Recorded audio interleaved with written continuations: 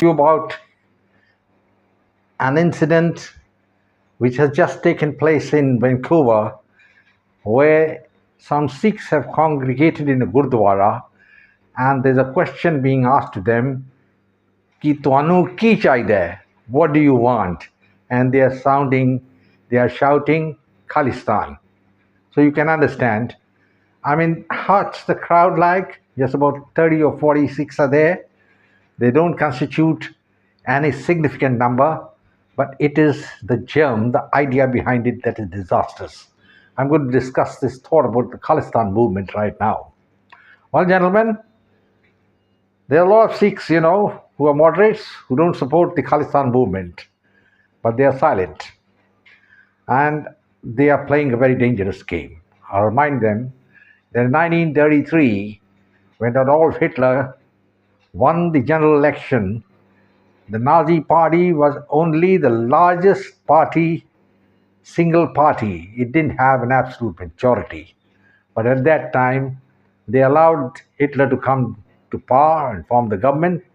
And Marshal Hindenburg, the chancellor they called Hitler, made him the head of the German state.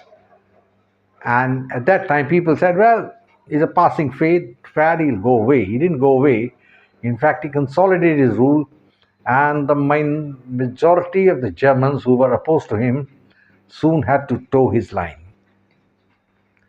Gentlemen, this is a stark warning to the moderate Sikhs that they better come out against these fringe elements, these men who are creating and besmirching the name of the Sikhs. Now, this Khalistan movement, as far as I'm aware, has got no standing, no following in the Indian Punjab. Nobody wants it. And neither do the Sikhs who are outside Punjab have anything to do with it. But it's flourishing in places like Canada and England, more so in Canada, where they are in a significant minority. And one of their men, Mr. Jagmeet Singh, he is the Deputy Prime Minister also. And he's a staunch Khalistani. I'd like to ask this man, how is he going to achieve Khalistan? 40 or 50 Sikhs shouting slogans in Gurdwara, they're going to get Khalistan? No, I don't think so. It's never going to happen.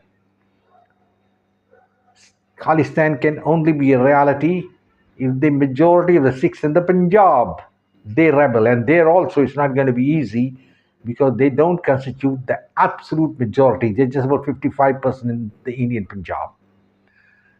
This movement of Khalistan is foreign inspired by Pakistan basically, and of course supported by the Canadians, the English.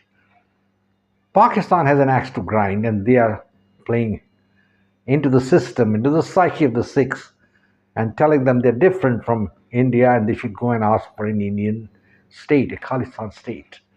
But these Khalistanis don't understand that the main power of the Sikh empire was Lahore. That is where Maharaja Ranjit Singh ruled, and he had his rule right up from Peshawar to Multan. That is the area which was the empire of Ranjit Singh. So these Khalistanis, or rather pseudo-Khalistanis, do not want to talk about that particular area. They talk about Indian Punjab, and they got no following in Indian Punjab at all, zero. You can well imagine just one Sikh terrorist, Amritpal Singh, was arrested after he was running around here and there thinking he's the successor to Bhindranwala, and now he's in Dibrugarh jail, and there's not been a ripple in the pond in Punjab. Nobody bothered about him, and he's become a schizophrenic. He's under medical treatment now. He doesn't know what's happened. He thought he's going to be the great leader, and he's become the punny leader, just hauled up in one 9x9 cell and made to relax there. Gentlemen, the Khalistan movement is a very dangerous thing, not for India, but for the Sikhs themselves. It is a devious plan to destroy the Sikhs and the Sikh religion. The Sikh religion as it is very, very minuscule as far as the world is concerned, where there are billions of Muslims, Christians, Catholics, Buddhists, Hindus. Sikhs are just nothing. They are a minority. And they are only important because they have a different garb, they wear a beard and turban and move around shouting slogans. That's about all. They're not having any raison d'etre to do all this. And what are they doing all this for? I have not been able to understand. I don't think even the Khalistanis know why they're doing it. Because shouting slogans in a Gurdwara, or holding a march, or holding a plebiscite at the point of the gun on the local people and telling them, look, if you don't, we're going to come and kill you. That's not going to help anyway to get Khalistan. Khalistan, or whatever it is, the Punjab state, if a travel had to be created, was to be created in 1947, once India was divided into Hindu India and Muslim Pakistan. Now the cat has run away, the horses are bolted, you can't put the clock back. And no government is going to support the Khalistan movement openly. Canadians should worry more, including Mr. Trudeau. He is really frightened of Jagmeet Singh, who is the Deputy Prime Minister, and electoral politics are playing hand, and he's hoping that he'll remain in power by pandering to the Khalistani whims and fantasies. But, gentlemen, this man, he's a Canadian and he's a fool, foolish. If at all some Khalistan is going to be created, some trouble is going to come, it will be in Canada. Because these fellows are present there, and that is where they're shouting and doing anything. There's nobody doing shouting in Delhi, in the Sikhs Gurdwara, or in Taran Gurdwara, or any place. There's nobody shouting for Khalistan there.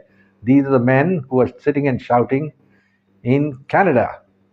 Even I think Americans are not going to allow it. Australians, as it is, have stopped a lot of their nefarious activities. And England, of course, sitting on the fence. Gentlemen, we are now in a situation where we must understand that this movement is going to harm the Sikhs more than it harms India. And in any case, I have already pointed out that these men understand only one language. They haven't understood any other language in history. And that language is the language of the gun.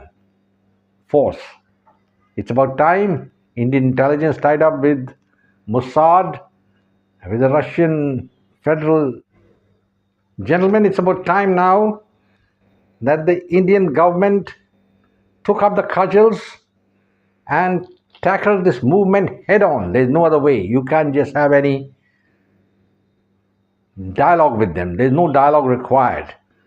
And if necessary, these men should all be captured and brought to India to face trial. You mustn't forget that the Israelis were able to get Adolf Eichmann from Argentina and bring him to a trial to Israel, and where he was hanged. He was one of the architects of the massacre of the Jews. Now, all these people who are creating this mayhem and murder in Canada, and hoping that something will happen in Punjab, need to be dealt with. And there's no other option. I'm so very glad that at least 4 of these men have been sent to the next world. One was shot in Lahore, the other died in London, a third was shot in Vancouver, and the 4th man, we don't know whether he's dead or no. He's in hiding, or maybe somebody say he died in a car accident. We don't know. So the movement has to be taken head on. There cannot be any compromise.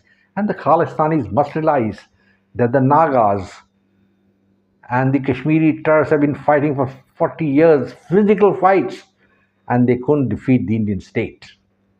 Fizo started the rebellion, Naga rebellion in 1955 in Nagaland. He wasn't sitting in Canada and holding some plebiscites and all that, These are all propaganda ploys. And in fact, it tells me that this Khalistan movement got no juice, they got nothing other than shouting. But that shouting itself is bad and must be dealt with. Well, gentlemen, I have nothing more to add. I'll just say, Jai Hind, glory to India. And do subscribe to my channel, share it with your friends, and come back for more. I repeat, the Khalistan movement is a false movement. It's misleading the Sikhs, harming the Sikhs more than anybody else, and ultimately the losers are going to be the Sikhs. Thank you, bye-bye, and God bless.